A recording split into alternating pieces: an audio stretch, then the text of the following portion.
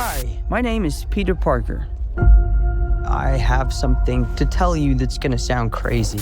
The MCU finally did it. They put out a Tom Holland Spider-Man movie where their Peter Parker was Spider-Man. He wasn't Iron Man's sidekick or learning how to be Spider-Man. Nah, he fully became New York's friendly neighborhood hero. And in Brand New Day, Pete at long last learns the lesson that the Home Trilogy was trying to teach him. Rise up, GG Nation, because it's time for Guidance Guide Friday, your digital guidance lesson from your internet school counselor. And just what is that lesson that MCU Spider-Man took 4 movies to understand? Only one way to find out. Let's go! It's guidance time. Across the Home Trilogy, we see Peter Parker trying to make sense of his larger-than-life superhero job while trying desperately to maintain his average high school existence. And for Spidey, his strat to create distance between the marvelous and the mundane in his life is by creating a secret identity. No one is begging Peter for autographs at school, and the bad guys can't target Spider-Man's whole family. Only thing is, the main lesson that the home films and Brand New Day were trying to drill into Peter's head was that, at least in the MCU, secret identities don't work. Think about it, how many MCU heroes actually have secret identities? Now you could make the case for OG Black Widow and Hawkeye, only thing is that they were still full-time heroes. We didn't see Natasha living her double life as an engineer in between missions. Ain't nobody got time for that. From the moment Tony Stark said those iconic words, I am Iron Man. the MCU created a world where if you're a hero, that's it. That's who you are. They made their universe like Cheers. Sometimes you wanna go where everybody knows your name. That was for the 35 and up crowd, cause the rest of you are probably looking at me like Gamora. I don't know what Cheers is! Apparently, nobody told Peter about that part about being a superhero, cause bro tried hard to do the whole alter ego bit. Even in Homecoming when Ned finds out almost immediately who he is, or in Far From Home when MJ puts 2 and 2 together. Cause as it turns out, it's pretty easy to discover the masked vigilante's real name when he only shows up whenever you and your classmates are in danger. Come on now, dawg. Come on, man. And it all comes to a head in No Way Home when everybody finds out after Mysterio straight up doxes him. Now you might be tempted to think, but Peter is Spider-Man full-time in Brand New Day, so where's the secret identity? And if you want to help drive engagement and type that out, I'd appreciate you for that. Here's the twist. In B&D, the webhead isn't just hiding Peter from those he interacts with, he's hiding Peter from himself. In other movies, Peter is trying to be Spider-Man and go to Homecoming. He can save the world and have a girlfriend. Now, post mind-wiping spell? Nope. My man is literally living his life as if it were the Insomniac games, cause all he does is hero work. He's not going to school, has no social life. It's so grim that some fans are wondering how the wall crawler is able to pay for rent if his only job is playing hero. And it's Parker's denial of himself, his lack of a life outside of the mask, is when he starts to have problems. And this can happen to us too if we're not careful. What is happening to me? The black eyes, the hypersensitivity to sound, being able to shoot webbing out of his own body like the OG Spider-Man from back in the day. This is the madness that Pete gets thrown into as Brand New Day goes on. His body is acting up in ways that don't make any sense. His powers are evolving. One might even say that they're mutating?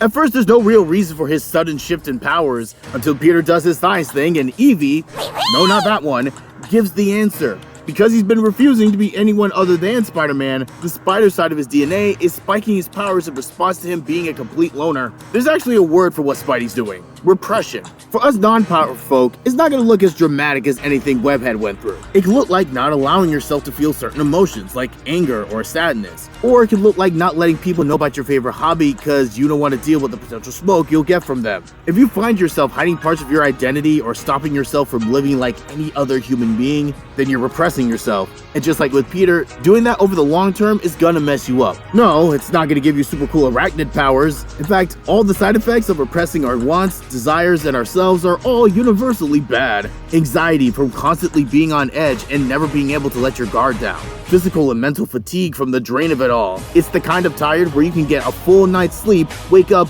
and still be sleepy. And if you keep this up for too long, it can lead to other issues like stomach problems, headaches, body pain, and it can even lead to you getting sick.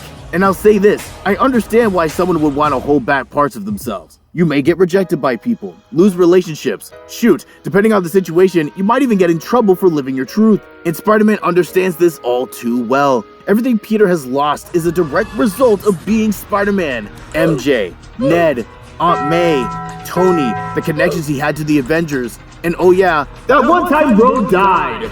He has lost everything that you could possibly want to keep in life. At that point, why even keep Peter Parker around? Just web up the bad guys, save the day, and don't worry about having free time or interest outside of fighting crime and arguing with the Punisher. In fact, Spidey's first solution to his repression was inventing a device that stopped his powers from going berserk. In other words, he dealt with his repression with more repression. And surprise, it didn't work. It didn't work for New York's hero. It's not gonna work for you either. It will only make it worse. So what's the real solution? How did Spider-Man deal with his repression? And how can that help you? And for those spiders who make it through, it amounts to a kind of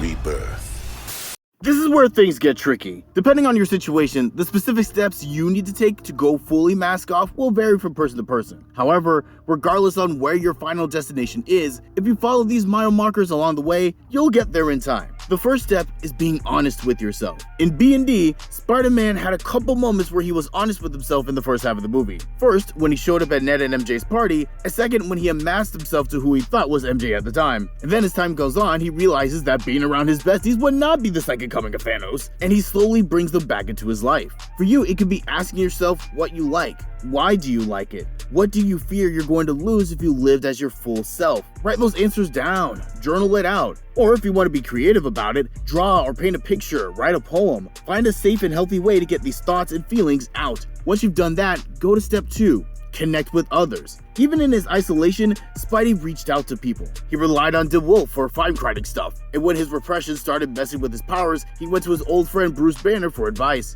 As you figure out how to be truly you, you're gonna need some help. Start with the people who truly know you. Not the casual friends that you have doubts about, the real ones. And if you need extra help, find professionals. School counselors are a great start. And lastly, remember that you are not a movie. After a film is written, acted, directed, and edited and put out to the theaters, it's done. There's no second version that comes out to try to fix mistakes. Unless you're this movie, apparently. It's a finished work. People don't work like that. We continue to grow and change as time goes on. Honestly, we're more like video games.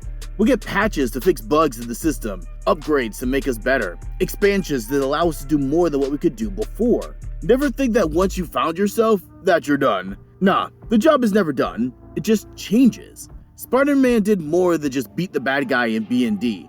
He took off the mask and rediscovered himself. Now, it's your turn. Go and start creating your brand new day.